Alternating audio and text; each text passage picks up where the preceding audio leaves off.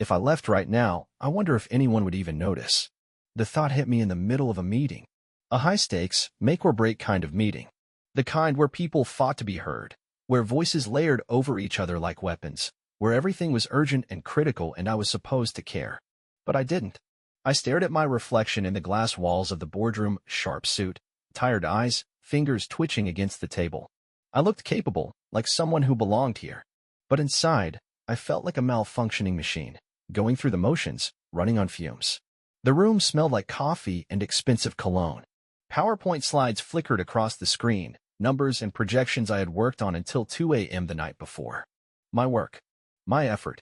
Yet someone else was presenting it, their voice dripping with confidence, their name in bold at the bottom of the report. I wasn't even acknowledged.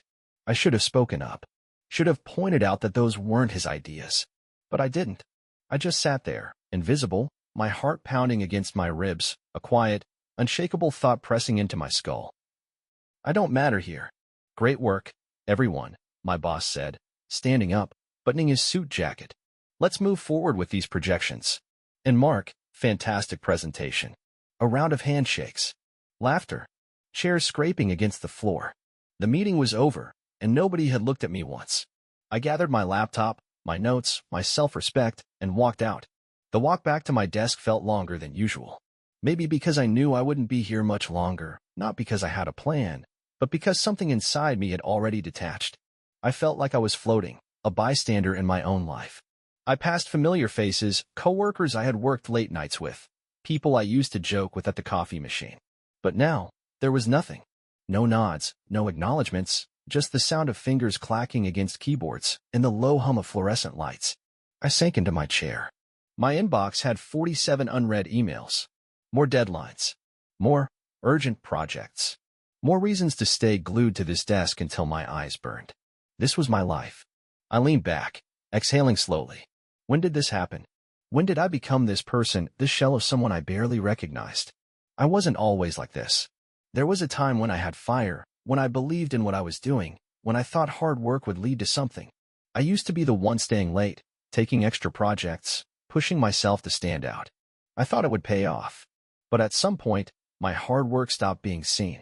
I watched promotions go to people who spoke louder but did less.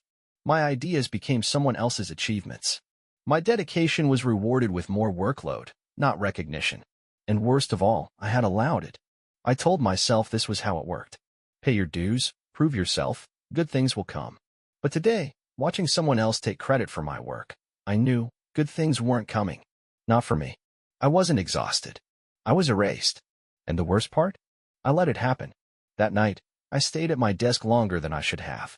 Everyone else had left. The city skyline stretched outside the window, neon lights flickering in the dark. My hands hovered over my keyboard, typing out another report, another project that someone else would put their name on. I stared at the screen, my vision blurring. What was the point? My phone buzzed. A rare notification. I glanced down. Mom, one missed call. My throat tightened. I hesitated before pressing play on her voicemail. Her voice was soft, hesitant. Hey, sweetheart. Just checking in. We haven't heard from you in a while. I hope you're okay. A pause. Then, quieter. I miss you. I swallowed hard. I didn't even remember the last time we spoke. Weeks? Months? I had been so buried in work, in proving myself, in keeping up with expectations, that I hadn't noticed how much of my life I had left behind. A new email popped up in my inbox. Urgent. Need this by morning. Another deadline. Another reason to stay. My heart pounded. I imagined myself here, next week, next month, next year. Stuck. Drowning. Still waiting for things to change, for someone to finally notice me, to finally give me the chance I had worked for. But it wouldn't happen. Not unless I changed something. For the first time in years, I closed my laptop before my work was done. And nothing happened. No alarms went off. No one called me back in. The world kept spinning. I stood up. My legs felt weak, like I had been sitting in that chair for too many years. I grabbed my coat, walked past the empty desks, past the silent hallways, past the security guard who barely looked up as I stepped into the night air. The cold wind hit me, sharp and real. I inhaled so deeply it hurt. That's when I realized. I wasn't trapped. I was just afraid to leave. I thought the feeling would pass. That maybe I just needed fresh air, some distance, a good night's sleep. But when I woke up the next morning, staring at the ceiling in my dark apartment, the dread was still there, thick and unmoving. The kind of exhaustion that sleep couldn't fix. The kind that had been building for years. I rolled over and checked my phone. 46 new emails. Half marked urgent. Messages from Mark, my boss, the team. Need you on this ASAP. Can you send over the projections? Jumping on a call in 5. Where are you? I dropped the phone onto my bed and shut my eyes. A part of me expected a follow-up. A demand to explain why I had walked out last night. An acknowledgement that I had done something different. But there was nothing. No missed calls. No voicemails. They hadn't even noticed. The thought settled in my stomach like lead, and for the first time, I let myself consider the truth. I wasn't needed. I wasn't important. I was just another replaceable piece in a machine that never stopped moving. I should have felt free. Instead, I felt sick. I forced myself to sit up. I could already hear the voice in my head. Don't be dramatic. Don't be reckless. Don't ruin everything just because you're tired. I ignored it. I showered, dressed, grabbed a coffee, and left without checking my email. By the time I reached the office, it was already past 10. No one looked up when I walked in. No passive-aggressive glances, no offhand remarks about being late. Just business as usual. Mark was leaning against my desk, scrolling through his phone. He didn't look up when he spoke. Hey, I had to send the final numbers last night since you were, a pause, calculated, as if he were searching for the right word, unavailable. I didn't answer. I adjusted a few things. Just minor tweaks. He wasn't expecting pushback. He never did. I sat down, opened my laptop, and pulled up the report. My report. Except it wasn't. The numbers had been changed, the wording smoothed over, my work reshaped into something that barely resembled what I had spent hours perfecting. And at the bottom, in bold, where my name should have been. Mark Stevenson, lead analyst. I clenched my jaw so hard it ached. He must have sensed it, because he finally looked up. Problem? I turned the screen toward him. You put your name on my work. A flicker of annoyance crossed his face. You weren't here. I had to finalize it. You changed my data. Relax. It's the same work. It wasn't. I knew it, he knew it. But he also knew I wouldn't fight it. Because I never did. I shut the laptop. I want credit. He raised an eyebrow. Excuse me. I did the work. I should get the credit. He let out a short, humorless laugh. Look, I get it. You're upset. But this is how things work. You do the groundwork. I handle the bigger picture. And take the credit. That's what moving up looks like. You think I didn't do my time? You think I wasn't in your position once? He leaned in slightly, voice dropping just enough to sound almost sympathetic. You're good. But you're not ready. And if you keep pushing back like this, you'll make things a lot harder for yourself. A warning. I looked at him, at the casual arrogance, the ease with which he stole what wasn't his and expected no consequences. Because he was right. This was how things worked. I had let it happen for years, had convinced myself that if I just kept my head down, if I proved myself, eventually I'd get what I deserved. But that was a lie. I grabbed my laptop and stood up. Mark frowned. Where are you going? I have things to do. His gaze flicked to my screen. My inbox was open, emails stacking up by the minute. His voice was sharp this time. We have deadlines. So handle them. I walked away before he could respond. I didn't know where I was going at first. I just needed to move, to get out of that building before the walls closed in completely. I stepped onto the street, let the cold air cut through me, and kept walking. My mind raced, 100 thoughts colliding at once, but one kept pushing forward, louder than the rest. I couldn't do this anymore. I didn't want to. For so long, I had told myself that quitting wasn't an option, that I had worked too hard, sacrificed too much, invested too many years, that leaving would mean all of it had been for nothing. But wasn't staying worse? The truth was brutal in its simplicity. I wasn't afraid of quitting. I was afraid of what it would mean.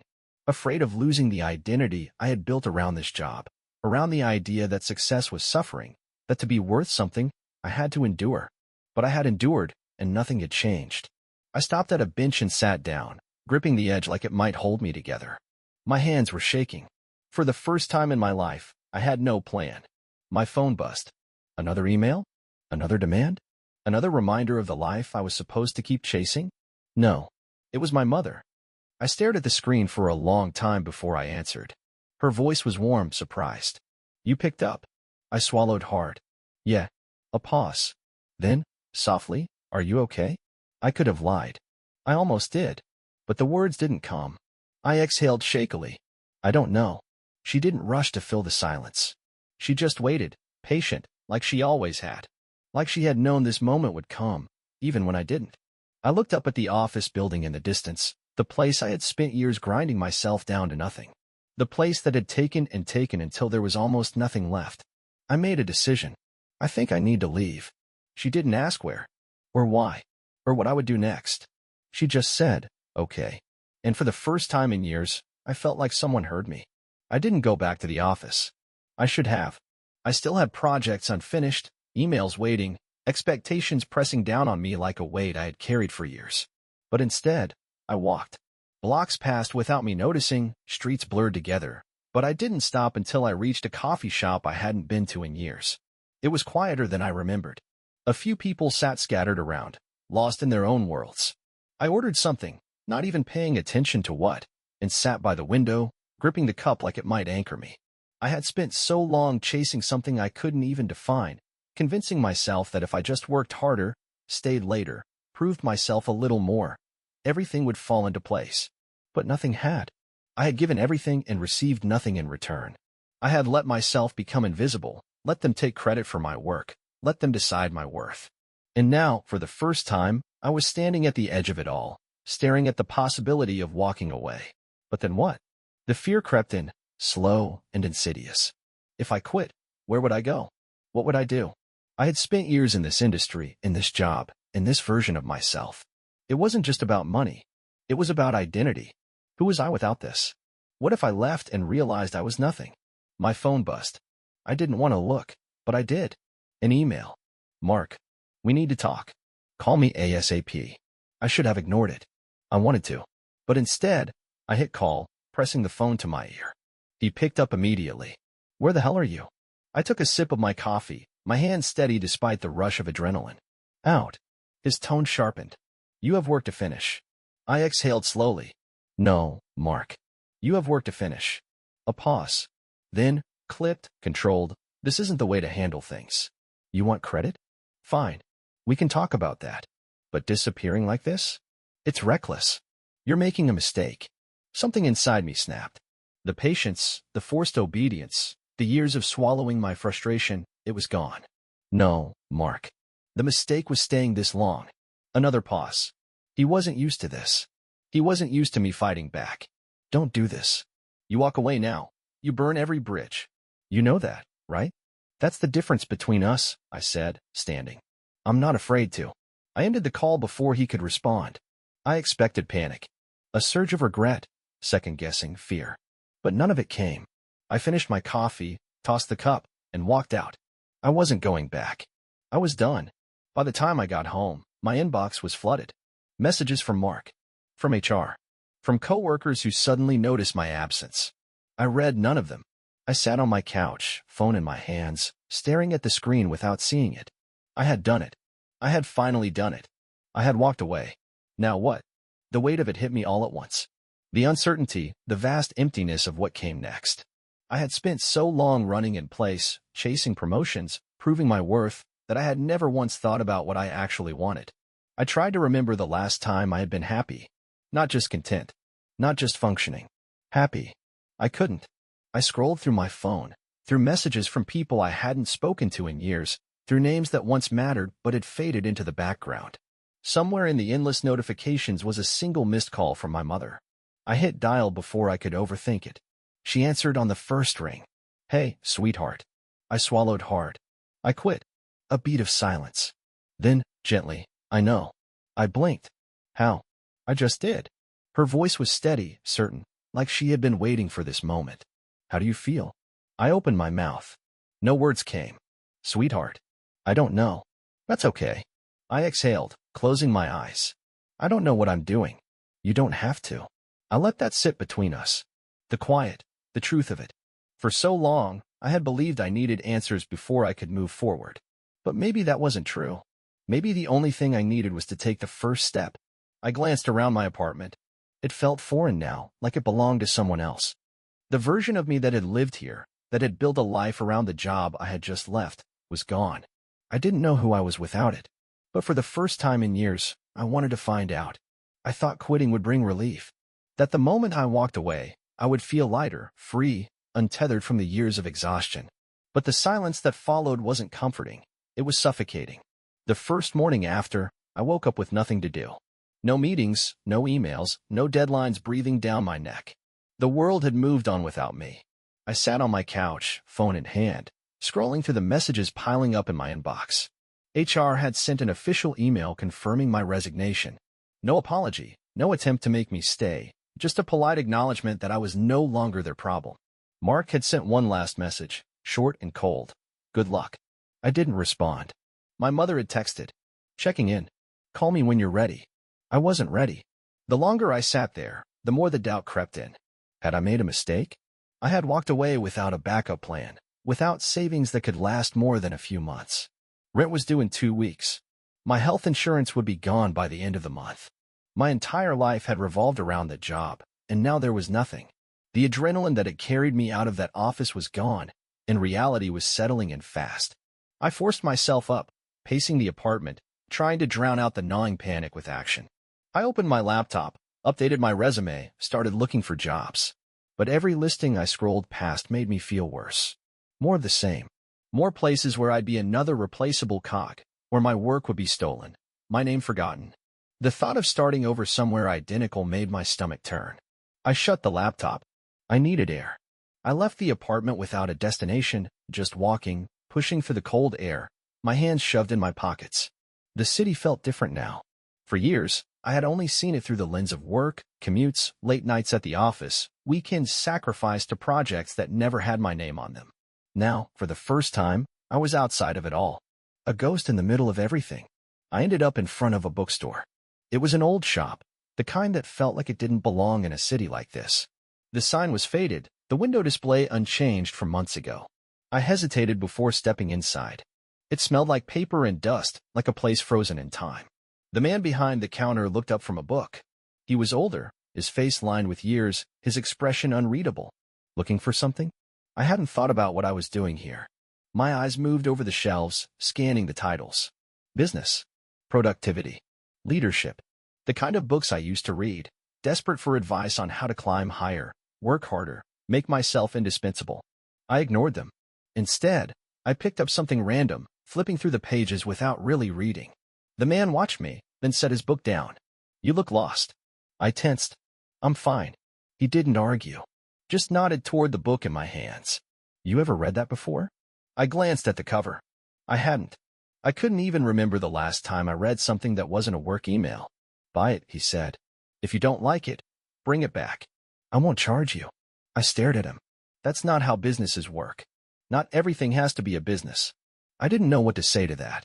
I bought the book. I didn't open it when I got home. It sat on the table, untouched. But somehow, it felt like proof that I had done something. That I had made a choice that wasn't about work, wasn't about expectations, wasn't about proving anything to anyone. Just a choice for myself. That night, I called my mother. She answered immediately. Hi, sweetheart. I swallowed hard. I think I ruined my life. She didn't rush to correct me, didn't try to comfort me with empty words. She just waited. I don't know what I'm doing. I admitted. I don't even know what I want. Then figure it out. I let out a shaky breath. How? You start small. I stared at the book on my table. She was right. I didn't have to have all the answers today. I didn't have to fix everything overnight. But I had made a choice. And for the first time in years, it was mine. I didn't expect the silence to last this long. No more emails, no more calls, no more obligations pulling me in 100 directions. For years, my time had belonged to someone else, every hour accounted for, every task mapped out before I even woke up. Now, the empty space stretched ahead of me like something unfamiliar, and I didn't know what to do with it. I woke up late. No alarm, no meetings, no inbox waiting. I made coffee and sat at my table, staring at the book I had bought but hadn't opened. It felt stupid to just sit there. The instinct to be productive, to prove I was doing something, still clawed at me. I had spent so long measuring my worth by output that the idea of doing something just because I wanted it felt foreign. I picked up the book and started reading.